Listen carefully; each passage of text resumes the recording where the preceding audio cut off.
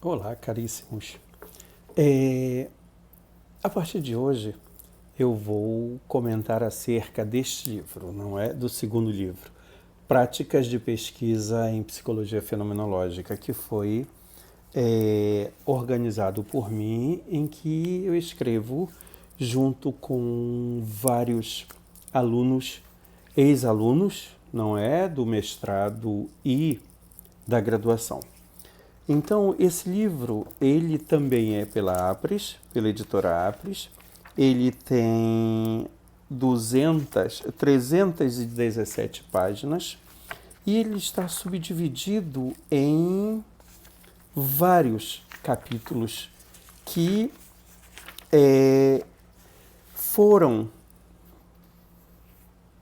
colocados de tal forma que pudesse haver um encadeamento entre a proposta do livro e a perspectiva de uma caminhada na literatura.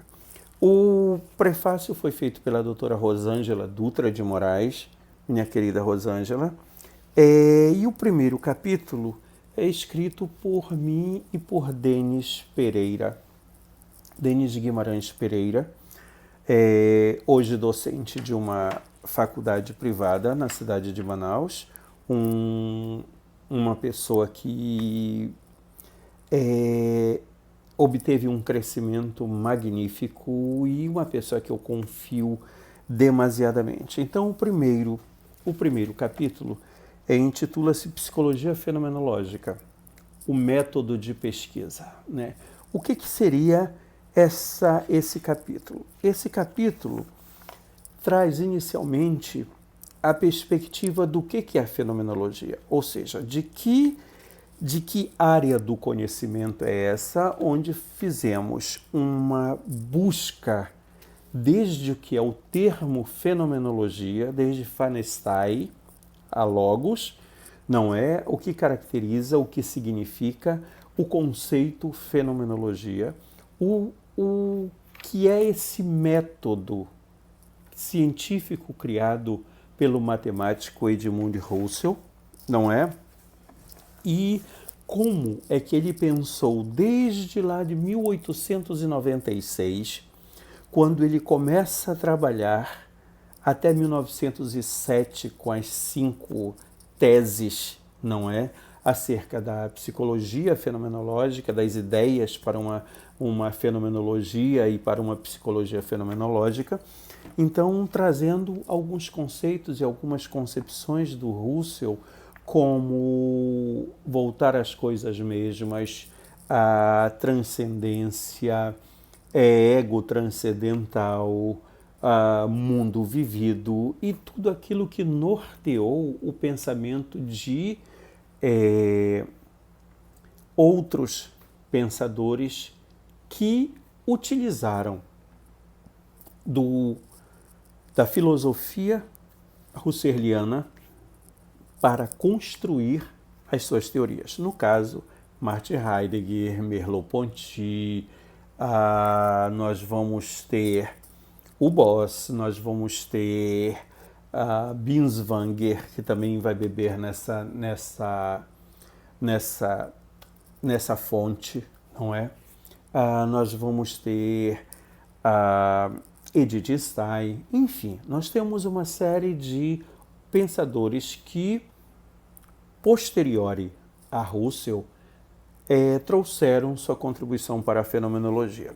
Só que nós, para implementar um pouco mais, nós construímos uma outra faceta dentro deste capítulo, que foi falarmos sobre a psicopatologia fenomenológica. Do que se trata a psicopatologia fenomenológica? Desde Asperis, não é?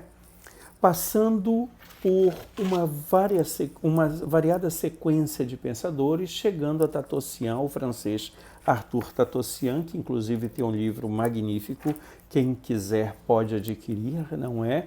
Pode estar adquirindo e estudando, que é a Fenomenologia das Psicoses, em que o Tatossian faz um apanhado magnífico acerca da psicopatologia. Em seguida, nós trazemos o Martin Heidegger com alguns dos seus conceitos que nós já comentamos em vídeos passados, não é? Ser no mundo, ser com o outro, mundo circundante, a disposição, compreensão, afetividade, enfim, todos aqueles elementos que caracterizam fielmente a filosofia de Martin Heidegger e que nos embasa, não é? Nos embasa o olhar para pensarmos as relações, para pensarmos as experiências desse outro no seu dia a dia. Então, trouxemos Heidegger porque é ele que vai pautar, digamos assim, as análises da maioria dos trabalhos que estão aqui, dos capítulos que estão aqui.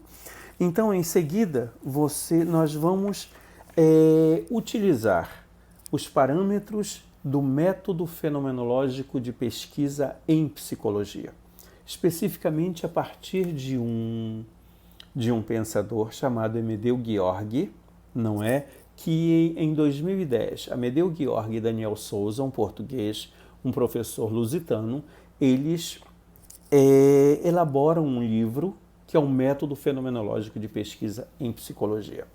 Então, nesse processo de trazer o método fenomenológico de pesquisa em psicologia, nós trazemos o delineamento do estudo. O que é delinear um estudo? O que significa na ciência o delinear, o delineamento? Significa dizer se essa pesquisa ela é qualitativa.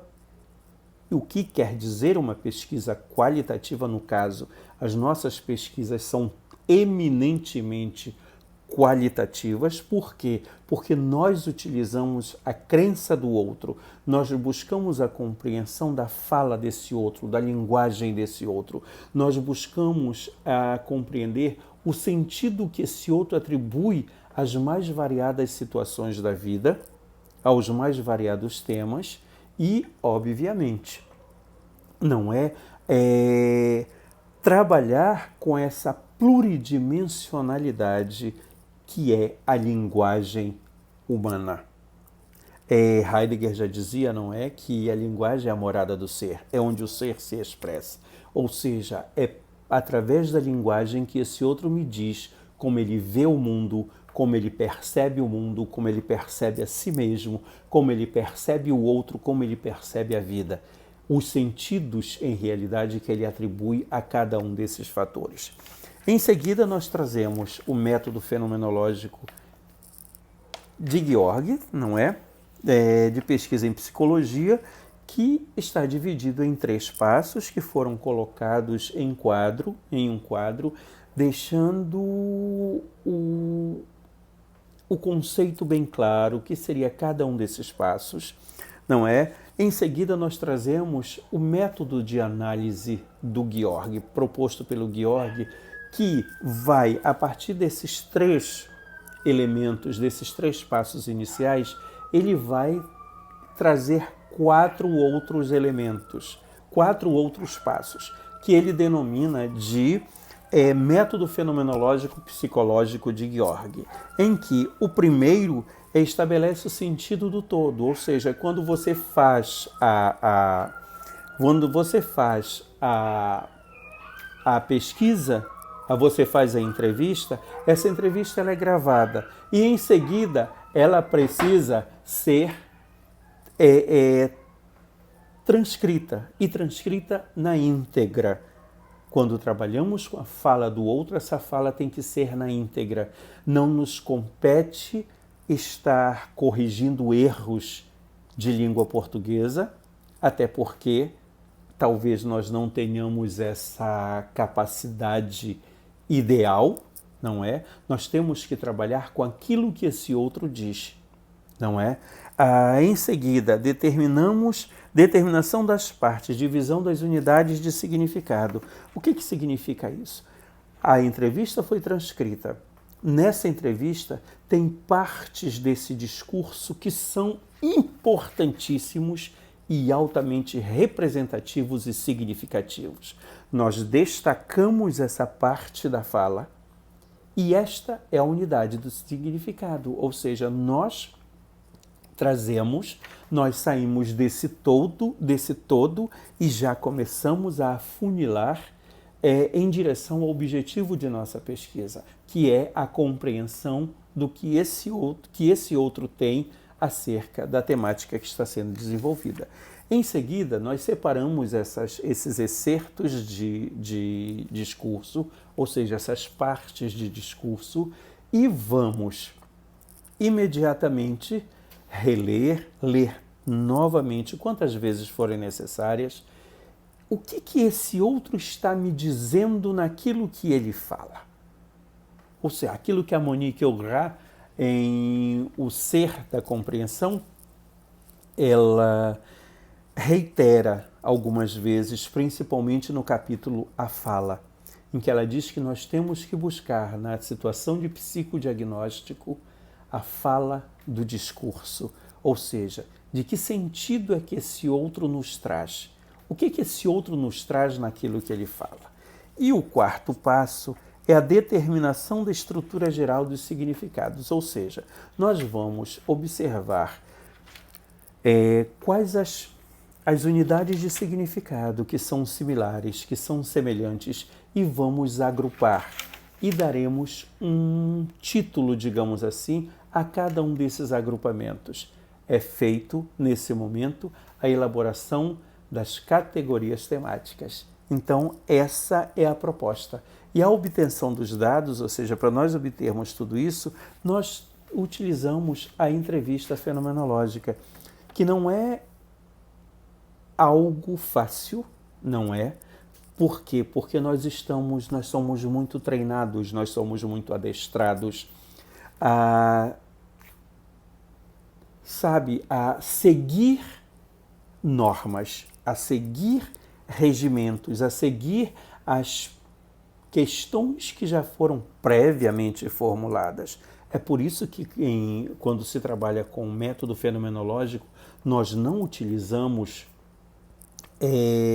o objetivo específico num projeto. Exatamente por isso. Nós trazemos o objetivo geral, que geralmente, legal essa, né? Que inicia comumente com o verbo no infinitivo compreender. Compreender a vivência, compreender a percepção, compreender o olhar desse outro sobre uma determinada situação. E a entrevista fenomenológica, ela parte de uma questão norteadora, uma questão que dispara todo o processo. E na fenomenologia, seja na clínica, seja na pesquisa, nós precisamos ser proativos. Não ficar apenas esperando. Você está em busca de um fenômeno. Se você está em busca de um fenômeno, questione, observe, mergulhe com esse outro naquilo que ele está trazendo. Não é? Você está em busca do sentido que, maioria das vezes, esse outro sequer consegue perceber o sentido que ele atribuiu a uma determinada situação. Então, a entrevista fenomenológica, ela se torna difícil.